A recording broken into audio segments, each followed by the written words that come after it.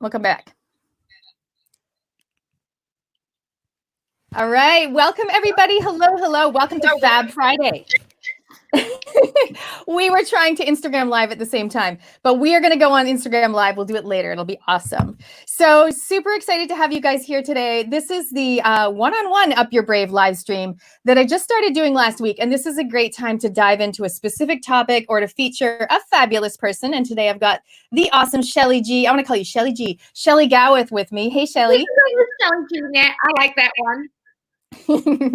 So Shelley, I know you just finished with a client. I am super pumped to have you here today because this week, you guys, in the world of Go-To Girl, our theme was mindfulness, self-love, and creating your new normal. And so I wanted to bring Shelley in because she is an expert in the field of health and wellness. She's a functional nutritionist. She is an international speaker who is unfortunately not able to travel at the moment and do her thing, and has a booked out clinic in Wellington. Super insightful. And I know that Shelley, you've got your finger on the pulse with cutting edge health and wellness. And that's why I wanted you as my guest, because so many people around the world are literally creating their new normal for life.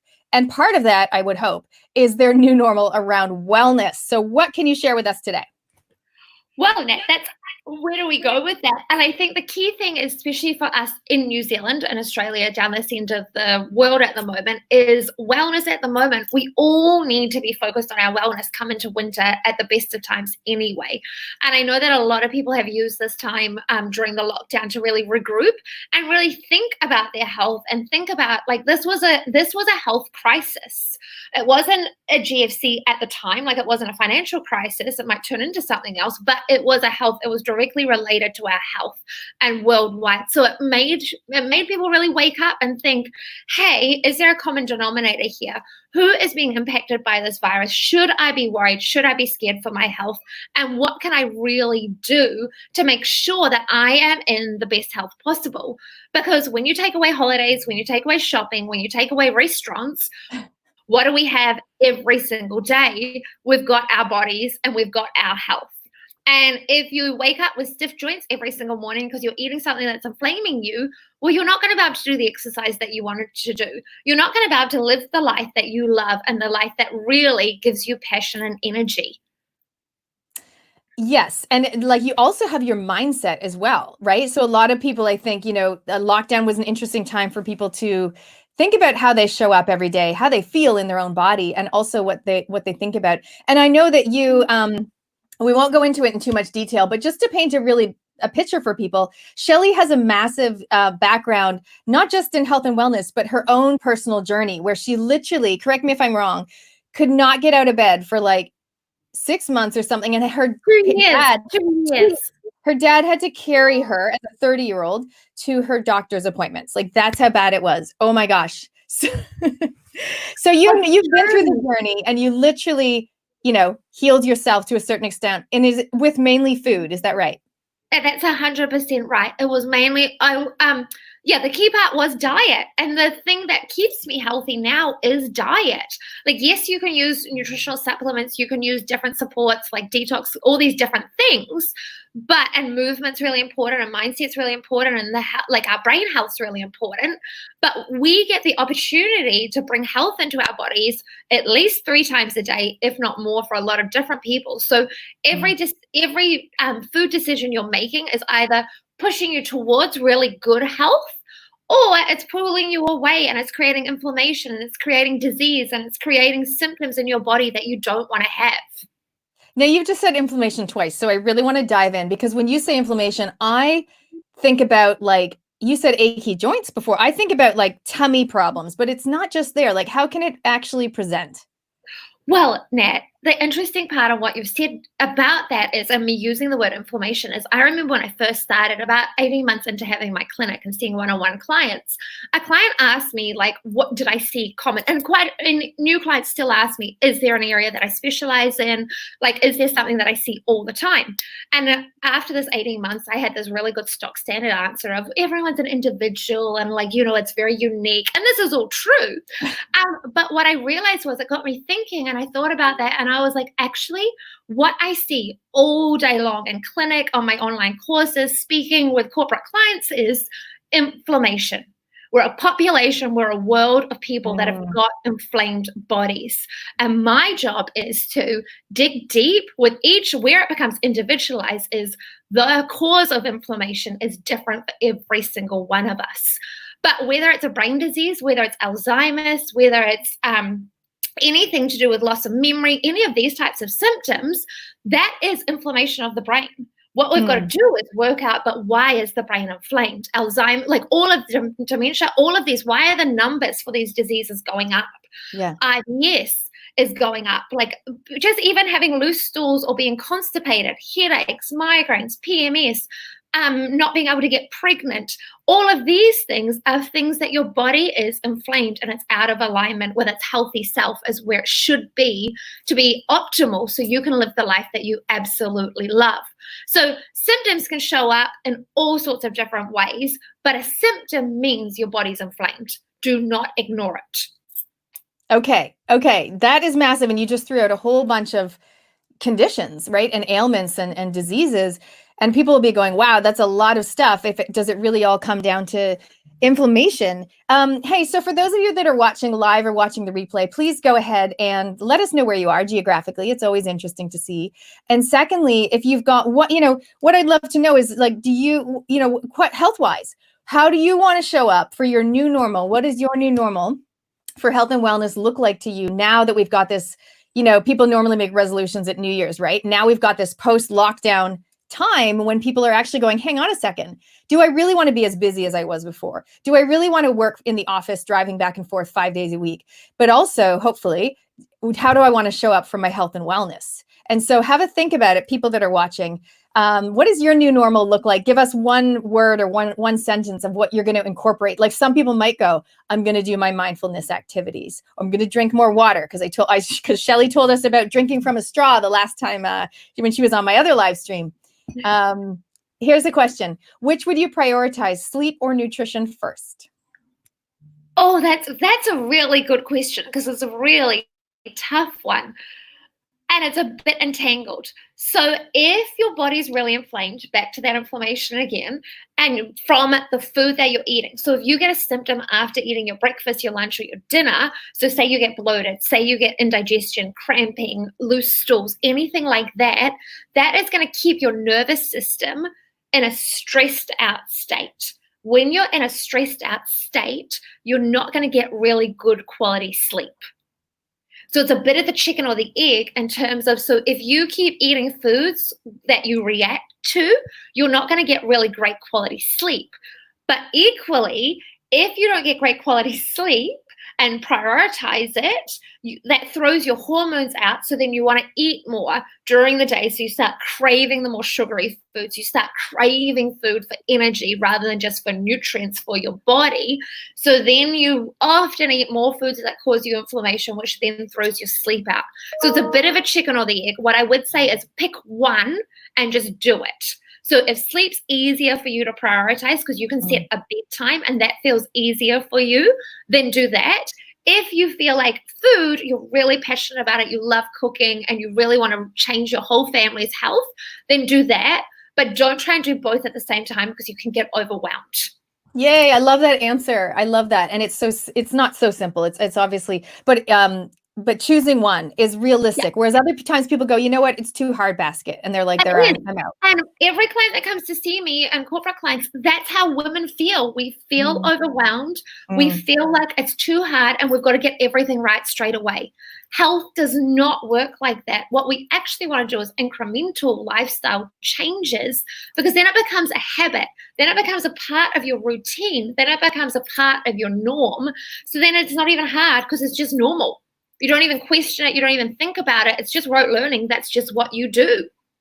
Okay, so let's dive into sleep a little more. I mean, obviously we intellectually know, get off the tech, but we still do it, Netflix, scrolling, whatever, till 10 p.m. What else can we do to make our sleep better quality? Number one thing is just set a bedtime and stick to it. It's that easy. So whatever that looks like for you, whether you want it to be 9, 9:30, 10, 10:30, pick that bedtime and it becomes a non-negotiable. So, and that's just what you do. Like all my friends know she just goes to bed at this time. You know what I mean? My puppy gets tired and she goes to bed too, because we're so used to going to bed at like the same time. So number one, pick a bedtime. Number two is it is actually really important to have what's called transitions. So you do want to change as you come home from work and then you start home life. Those evening rituals that you have around your bedtime are really important because transitions tell our brains, okay, we're preparing for sleep now. Then the third thing is you really, while I used to think of my investment banking days, sleep was a total waste of time. And I used to like outperform with friends in the lifts over how late we went to bed and how long we stayed at work for. And it was a real status thing. That's not the case. Sleep is so important because it's the only time that our body can really detoxify. So we want to prioritize this because every single day, just through living, we breathe in things, we have pollution, we eat chemicals, whatever happens, we need to detoxify. And so the only time that our brains can do this is when we're fast asleep. So while we might think that sleep's a total waste of time, it's actually when our body is the busiest. But Nat, the key thing with this is you do not detoxify if your body's in a stressed out state before bed. So you have to be parasympathetic dominant. So that's the central nervous system. Parasympathetic in English just means rest, digest. It's when you're not stressed. It's when your immune system's working and it's when your body's going to detoxify. So as well as having your transition, you have to do something in your routine in the evenings to flip your nervous system so you become parasympathetic dominant. So a couple of things that I get clients to do, you can do breathing exercises. We can go into them, or super easy one that clients love and just see a total change with their sleep is putting your legs up the wall for 10 to 15 minutes before bed. Oh, I can totally do that. See? And if you're a mom, you can do it with your children. Kids like to copy what you're doing. So do it near their bedtimes. And the amount of parents, the amount of mums that message me afterwards and they're like, oh my goodness, my children are sleeping so much better. They're not waking up during the night. And we're teaching them a tool from a very young age of how to go from stress response in your body to rest and digest response. It's a key tool. And it's so simple. And often when we're stressed or worried or fearful or anxious, breathing can feel overwhelming. Putting your legs up the wall and just lying there with no technology, anybody can do it from any age. So you mean straight, like not like a 90 degree, like straight up. So if this is the wall, you're going to put your bum right against the wall and your legs go up. Yeah. If you can't do it like straight up, you can have them on a little angle. But the deal is, the whole point of it is your legs are above your head. So the blood, so even, because we all know, like the whole thing with like, I'd read about meditation and mindfulness for years when I was in the investment bank, but I had a busy brain. And that busy brain, type A personality, was not going to stop chatting whenever I started to do my meditation. So then I would blame myself and I wasn't a good meditator and I was a bad person. And now let's beat myself up some more and get myself stressed about not being able to quieten my brain.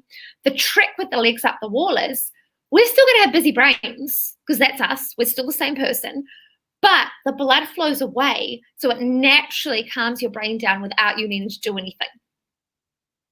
Love it. Love it. That's so actionable, which I love is giving people some specific, clear things they can do. Thank you so much for joining us, those of you that are watching live. We've got somebody also asking, best intervention for mental health, please. So that's a great one. Couple of things is... So setting up your morning routine, which is what me and Nat talked about a few weeks ago, in terms of what is your intention for the day? So we get to set our mornings. Beyond that, anything can happen with life, with clients, with business, with families, with children. So waking up every single day and being grateful for the day, because we've all got something that we can be grateful for. Even me, when I literally did not know if I was ever going to get off death's door and if I was ever going to leave my parents' bedroom again, I was grateful for the bed that I was lying in. Some days, maybe that was all I could manage, or just the last breath that I'd actually had and I wasn't dead yet. So there's always something, no matter what our situations are. So that gratefulness, and then the intention for the day. Like we actually get to pick, if we go straight on our technology, we're responding to the day, but we can set what is our intention. Is it that we want to be joyful? Is it that we want to be mindful? Is it that we just want to be grateful? Is it that we want to be grounded? So that will bring us present. And when we're in the present moment, we can't worry. We can't be fearful. We can't think about the future. And often with mental health is we're thinking about the future. We're feeling overwhelmed. We're feeling all these different legitimate emotions.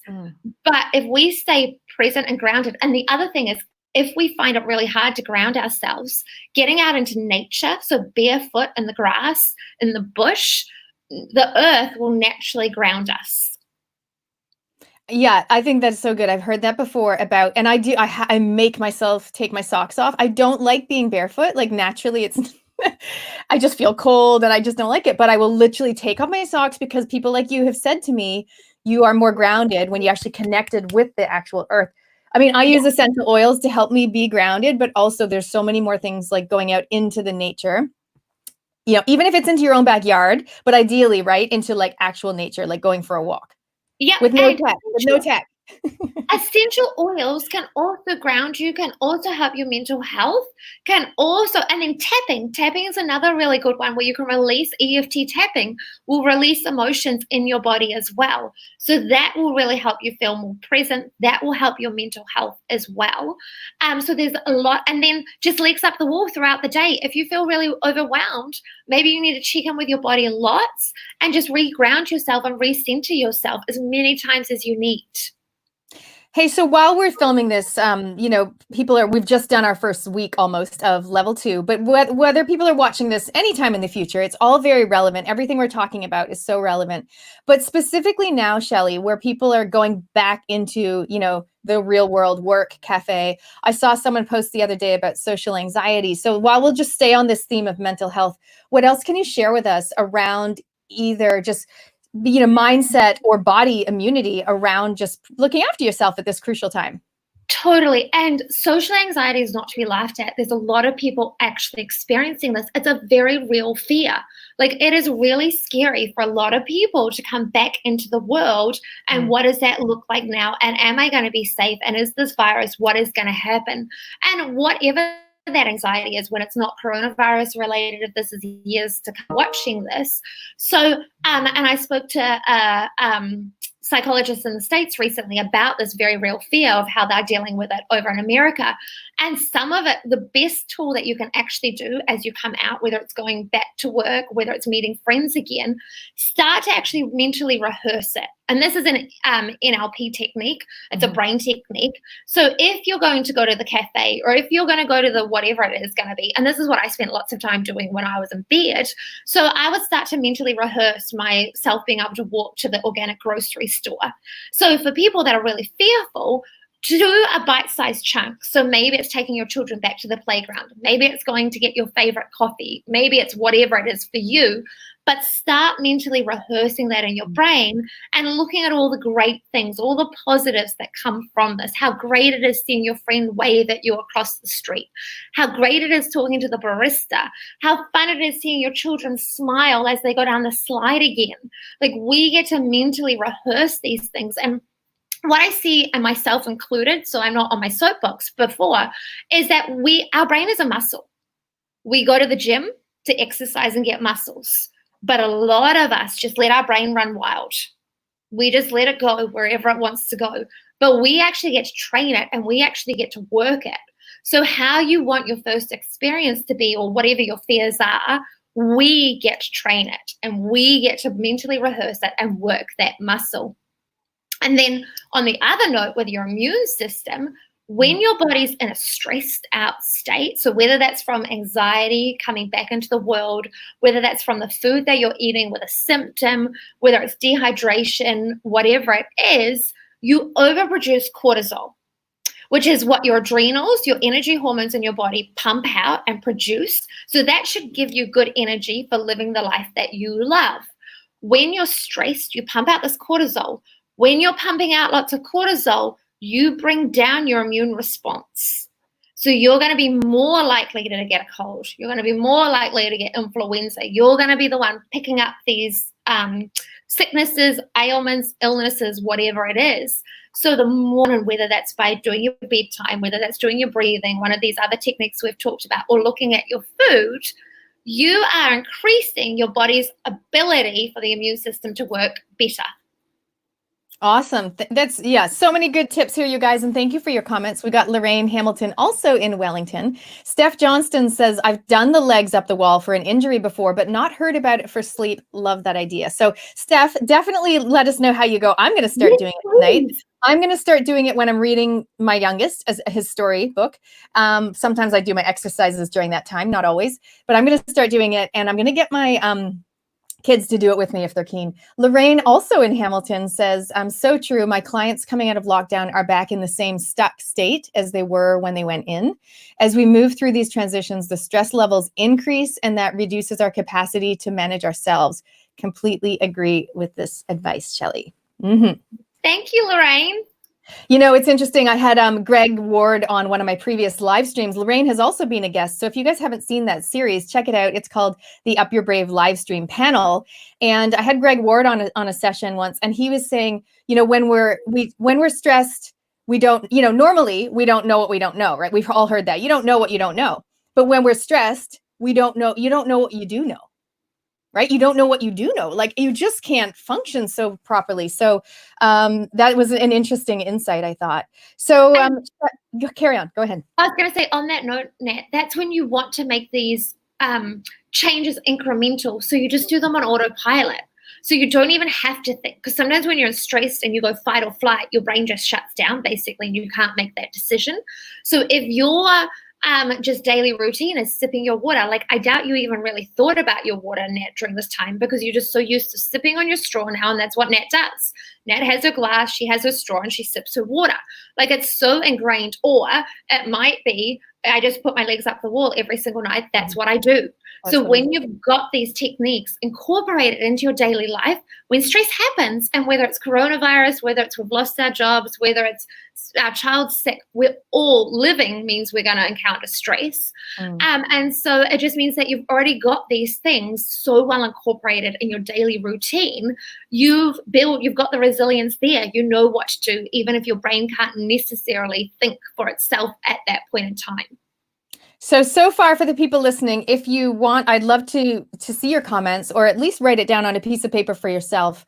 What is one action you're going to take from with all the things we've discussed today? We talked about inflammation. We talked about, you know, hydration. Shelley hasn't talked about it here, but she told me about sipping from a straw rather than just gulping. This is actually kombucha, but the straw is key. Legs up the wall, you know, being a little bit more aware of your mindset, setting a bedtime. All the things we've mentioned today, what is one action you're actually going to implement because you genuinely want to, right? In my world, we don't use the word should. So I'm allergic to should. So what is it you actually want to incorporate? Like, I'm excited to do the legs up the wall thing. Whereas me going, I really should do some, mindfulness activities. That's a should for me, but I can do the leg thing and I can set the bedtime. So yes. And and Nat, you've just touched on a key point there, is health should be enjoyable. Being healthy does not mean we're going to endure like this awful life that none of us want. The point of being healthy is to have the life that you love, but live it with full energy. Live it with best mental clarity. Live it the way you want to be. Live it the way like you want to look at your life and be like, wow, I love my life. Like, I love having a sauna each day. That, yes, it's great for my body. It's great for detoxification, but it makes me so happy. And so that's how you want to look at every area of your health and your well-being. It's like there's so many options now. So if you do love sitting for 2 minutes and repeating a mantra, do it for 2 minutes. If legs up the wall doesn't suit you, there's options. Mm-hmm. And that's what we're here to give you, is all these different options. You find the ones that resonate with you and you'll get the results and you will love it. And the other thing I'm hearing from you there is like no guilt approach. And like even what you started with, like choose the one that suits you, sleep or food. Don't try to do them both at the same time. It's kind of like, people can go, okay, great. It doesn't feel as hard. And it shouldn't feel hard now, because the reality is, if it's hard, none of us are getting good health, myself included. Like, nobody has time for hard. Life is not about being hard. Yes, we have challenges. Yes, we have to overcome. Yes, we need resilience. But life is about living it how you want to in the best way possible. Hey, I know that a lot of people come to you and they ask you, they're kind of at the end of their, well, they're kind of like, I've tried all these things and they have chronic illness. I mean, I know all these tips we're mentioning can help anyone, anywhere. They don't have to have a situation, but most of your people come to you. Is that right? With chronic illness or something?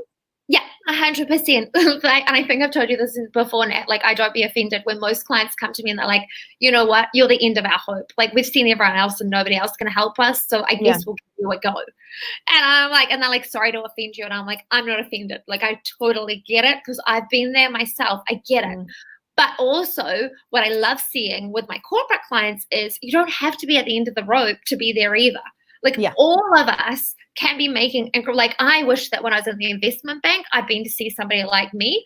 So I never got there. There was things that I was ignoring about my body that were warning signs. It didn't just suddenly, I didn't get influenza and suddenly ended up in bed. There are a whole heap of warning signs that I just didn't know. I didn't know about my mindset. I didn't know about stress. I didn't know about not being guilty. I didn't know about not beating myself up and the food that I was eating and my water situation. So there's and your coffee situation. Oh my gosh, don't even talk to me about the coffee situation. I didn't know that any of that was bad, or not bad, but it just was inflaming my body and it wasn't me living my best life. I've just become so used to it. How many coffees did you have? I started off with 1 net and I did get up to 4, but I'll have you know, the worst that I've ever seen in a food diary in clinic is 16 coffees per day. Daily. Oh, yeah. Can you imagine the withdrawals as he came down off them? But hopefully it's a good news story, right? It's a really good news story. But just say, so I had 4. I just kept filling my body up with coffee because I was tired, I was inflamed, and I just kept pushing through. I just kept pushing and pushing and pushing, not thinking that it was impacting my body, and it was only a matter of time before it caught up with me. I like to say that I was like the perfect storm waiting to happen. I think that's a good point for people to take in, especially now when we're literally, as you've heard me say 1,000 times, you guys, you are the CEO of your own life. Whether you're in business or not, you can choose. And what I'm talking about is the way that you work. Like, I have a business called Go To Girl. I have essential oil business. I love it. But I'm notoriously very busy, and I'm the worst for like not double booking, but back-to-back booking my calendar. And so for me, one of my new normals is buffer time. Like, I'm literally going to put buffer time so that I can get up from my desk, go outside into the nature, or go upstairs, pat the dog, like in between my clients, because otherwise, those of us that love what we do, it's great, but you need to have some buffer time. So I don't know if that helps people, but have a think about the way that you're working. So not just where you're working. I love working from home, but the way that you're working, and are you back to back? I know, Shelley, you're super busy too, but always taking care of ourselves as well. Wellington is in the house today. Hello, Binny Barria. So Binny says, why are you drinking from a straw? Can you share that with everybody? Oh, yes. Okay. So I love this tip. It's one of my favorites because it's free and you can all do it at home. So a lot of us know to drink water. That's nothing newsworthy. Some of us don't know how much water we need to be drinking for our own bodies. But what shocks every single client that comes into clinic is that there's actually a way to drink. So a lot of us, myself included, when I was in the investment bank, just gulp back our water. Because efficient, more is better, got to get it done, get it in as fast as possible. So gulp, gulp, chug. That actually does not hydrate us. So what we're actually trying to hydrate is, yes, our bodies, but we're trying to hydrate the cells in our bodies. Cells are tiny, tiny, tiny. So when we gulp our water, we're actually just putting pressure on our kidneys and our liver because now they have to filter this out. So we're actually causing inflammation. There's that inflammation word again. And so to get hydrated, you need to sip your water. So some clients are perfectly happy sipping their water, and other clients actually do struggle with it because it's changing a habit. So I get them to sip their water, and once they've created their habit, they just enjoy it more. So they keep sipping out of a straw with their water. It's fun. You just want to have fun with this. Having fun with whatever is going to make you happy and bring a smile to you when it comes to implementing these habits, it's really important. Nat loves the straw. I don't need the straw anymore. I'm happy just sipping, but sometimes I will on the weekends with the kids sip out of a straw. Yeah. And I think that even my daughter, she's a cheerleader and was very vigilant about drinking the right amount of water. But I said to her, babe, let's put it in a glass jug because she was drinking out of plastic all the time. So is that something else we should be aware about? 100%. And you'll see that I've got a glass bottle here or Yeah. jug. Yeah. So you definitely do not, especially hot drinks, you do not want hot drinks in plastic. But you don't want anything if possible, like water-wise, in plastic. And definitely, just on a side note, you don't want to be drinking coffee out of plastic cups either. Just saying. Agreed. Awesome. Hey, I wanted to talk a little bit more about detox. You've mentioned the sauna. I know I've seen pics on your Instagram. And by the way, you guys, if you haven't been following Shelley, check her out on Instagram. You do amazing posts, you do awesome stories and recipes, and you also interview other people as well. But I've seen a photo of you and others with their feet in a detox foot bath. Can you tell me about that? It's really cool. I want to do it. When I come to Wellington, I'm booking it. Yeah, sure. You have to do it as soon as you come. So we're the first one in New Zealand bringing this to New Zealand, and I'm really passionate about. I travel a lot, and I did travel a lot and speak a lot in the States. So I'm always looking at what functional doctors are doing over there and what can I bring back to New Zealand. Like I want us to have the best in the world, and so I'm always exploring different clinics and seeing what is the leading techniques that we can be doing and what's going to be really gentle on our bodies. And just because of the world we live in these days, everyone needs to detox. Even if you haven't been exposed to parasites or fungus or mold, even if you haven't got heavy metals or fillings or anything like this in your body, just daily, all of us have a burden on our bodies. And so I started looking into the AMD ion cleansers about 14 months ago. But being the ex-investment banker, I do a lot of research before I'm going to sign up to things. And people in Wellington already think I'm crazy with half the things I do. So I've got to make sure that this is well backed and researched and it's going to get really good results. And so it's getting the most amazing results for clients and just speeding up what I can do with detoxification, getting out inflammation out of their bodies. Energy-wise, clients is just a game changer. Sleep-wise, it's grounding them so they get parasympathetic a lot quicker. And because it's coming out through your feet, it means we don't have to go through the internal system of using your liver and your gut to bind with the toxins in our bodies and flush them out. So it's a much quicker way of doing it and so much gentler on the body. And for anybody that doesn't believe in this, every single client that takes photos, they are shocked at how different everybody's experience is. The water looks different for everybody. And sometimes you'll see black specks in the water and that's heavy metals. You'll just see, one time I saw big white, I've had one client before, I've never seen this. It was big chunks of white flecks just coming out. Everyone's experience is so different, mine included. Okay, wait. So the water starts off clear. And when you're talking about flecks coming out of their feet? Uh-huh. And then it's all brown or whatever after the water? Well, the water will change. So it can be green, it can be brown, it can be orange, it can be a yellowy color, it can be clearer. That's what I mean, depending on what it's pulling out of your body and binding with. And the reason why your feet are so amazing is it's a big surface that is a different detoxification pathway in your body. And the feet has so many pores. That's why grounding barefoot's really important too. The feet has so many pores that we're able in a very gentle way do amazing things really fast for the client, but very safely as a practitioner. Of course, because with essential oils, we often say put them on the soles of your bare feet. And I say that to people, especially if you're using an oil that has patchouli or something and you don't like the smell, soles of the bare feet. Okay, so if someone was healthy and they did this detox, would the water be clear? No, because there's what's health in terms of most of us are still so for me, I got my water clear. And so I was really proud. I took a photo because all of my clients always want to see what my water looks like. And I did that January this year. Then I had to go and speak. This is while we could still fly. Yes. I was speaking in Hawaii. So I was well, this will be really interesting. So I took the photo before I was leaving, came back. All I'd done was I still ate well while I was over there. I still drank my water. I still exercised, did my mindfulness, but I was on the plane. It came back and my water was back to being the liver colors, so orange and foamy. And that was literally from the toxins of being on the plane. And so I know pre-lockdown, one of the things for me is, yes, I might be doing everything right in terms of with my health and my daily life, but because I speak so often and I like going to these conferences and I travel a lot, I'm always going to have a huge liver load because of all the toxicity from being on the plane. So I'm healthy, but my water it will be clear at the moment. But as soon as I start getting on planes again, it's going to change again. Yeah. And that's part of the empowered choices around our lifestyle, right? And being aware of what we're doing. So earlier this week, I did a session called, You Are the CEO of Your Own Pie. And I had people draw a circle, and it's like pieces of the pie. And what are you actually doing with your valuable time, money, and energy? Well, the same thing with our health. If we were to draw the pie of our health, as long as we're aware, like the food and the sleep and the mindset and all the different pieces of the pie. So, I guess for you, is it a matter of knowing that when you fly, you need to do extra detox when you come 100%. home? Yep. And you've just hit the nail on the head, Nat, is health shouldn't limit us. Like when we're making, like you want to be in the best health, best like physical condition possible.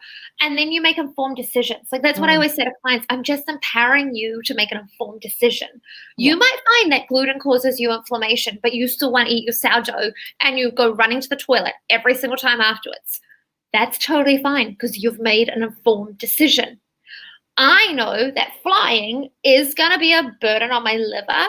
It is going to be a burden on my body, and it has the potential to drain my body of energy.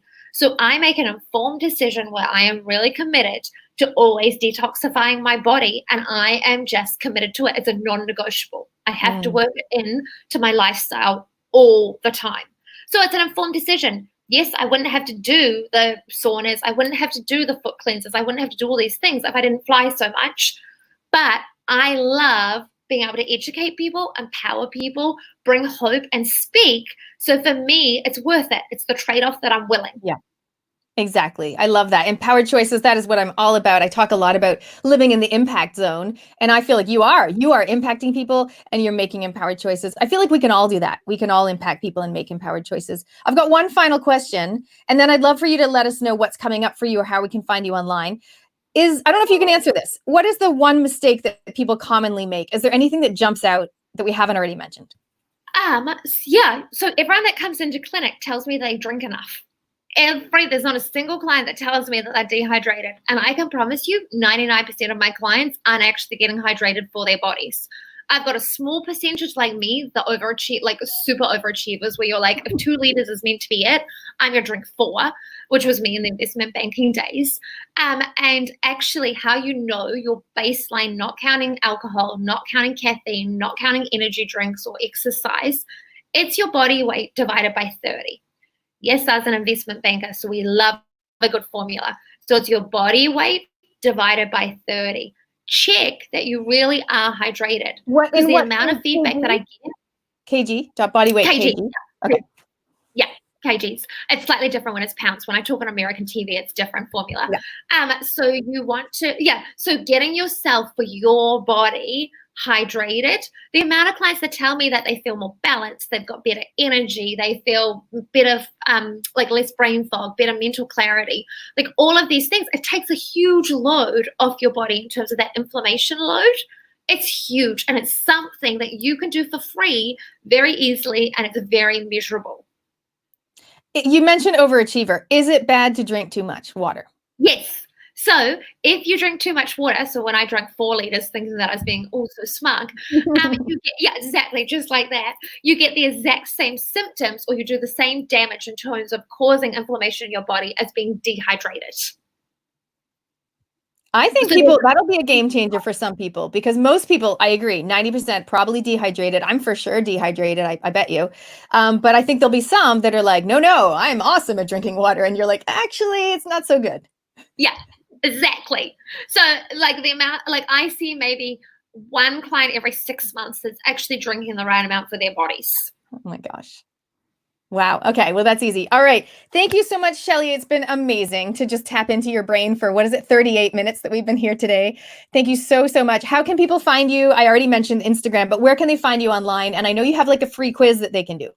Yes. So first thing is I love being on Instagram. That was the greatest invention ever. YouTube, I put all my interviews. I love interviewing people. I love sharing education. So Shelley Gawith Functional Nutrition on YouTube is awesome for interviews.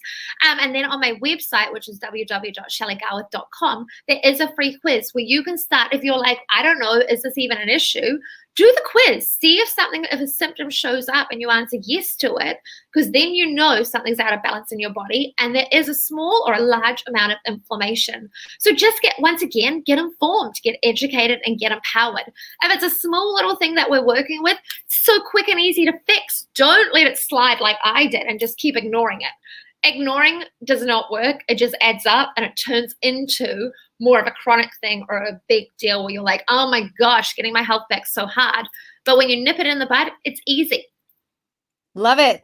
Beautiful words to end on. Thank you so much. Thanks so much to Shelley. Thank you guys for joining us today, and love your questions. Keep the questions coming, because Shelley and I will come back and we'll answer some questions. Hey, if you love Fab Friday and you've got a topic you want to hear about, I know a ton of awesome people, so let me know. If you missed last week, I had Judith Yeebsley on, and she talked about a very niche topic, but that causes a lot of stress for a lot of people, and that was fussy eaters, picky eaters. So if you've got a child that is a fussy eater, Judith is your woman, so definitely check out that episode. Thanks so much, you guys. Until next time, Natalie Cutler-Welsh saying, remember to up your brave, say what you want, and make it happen. See you.